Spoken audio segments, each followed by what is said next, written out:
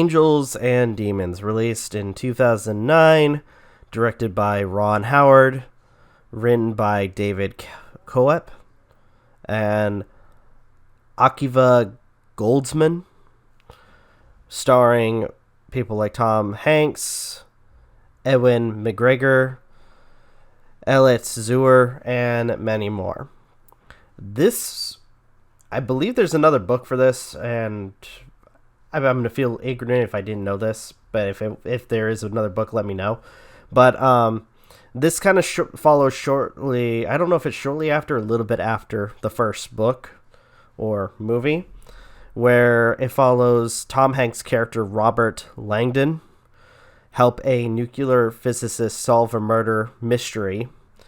Pretty much not only solving the murder mystery, but being there in time to save several individuals from certain death, as well as the mass destruction of the Vatican Church.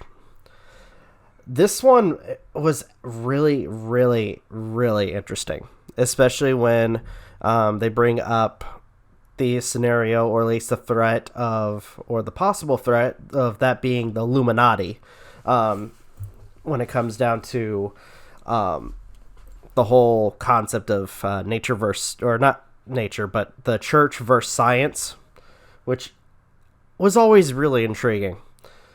To some extent, some of the I think the biggest thing for this film, the biggest thing for me, would have had to be the sights that we see. A lot of the historical landmarks that we get to witness in this film. Some of the deaths that we see in this murder mystery are just really, really, really horrible, especially since when it comes down to, I guess, the theme, there's a theme of the elements, so to speak. And I'm talking about the natural elements like fire, earth, water, air.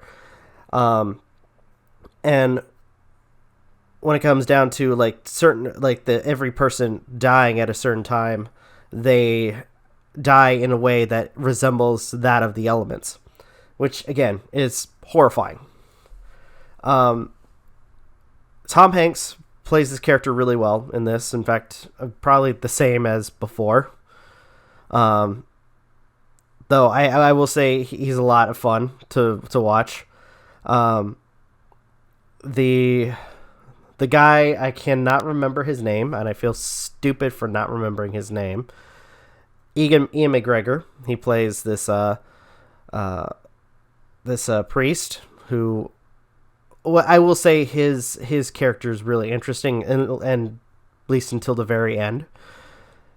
We also had Stellan Strogard, hopefully I said his name correctly, playing Commander Riker, who is head of the Vatican Police, who is also a very interesting character.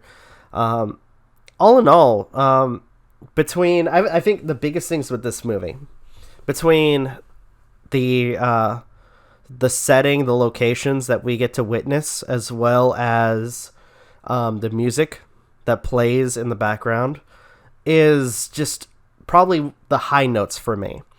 Some of the visuals themselves are also really cool. In fact, I think around the time of this movie was being made, they were introducing the whole antimatter project.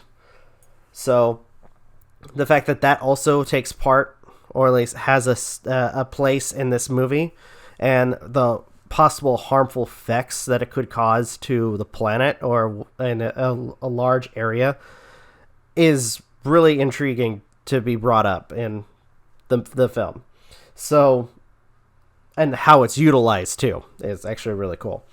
So, all in all, if you guys have not seen this film, I want to say go watch it. Last time I checked, it's on Netflix. I would say that this is one of those movies that you probably watch for maybe a one-time showing and then move on. But it's one of those movies that you should, give yourself a chance to watch. It's especially if you like murder mysteries.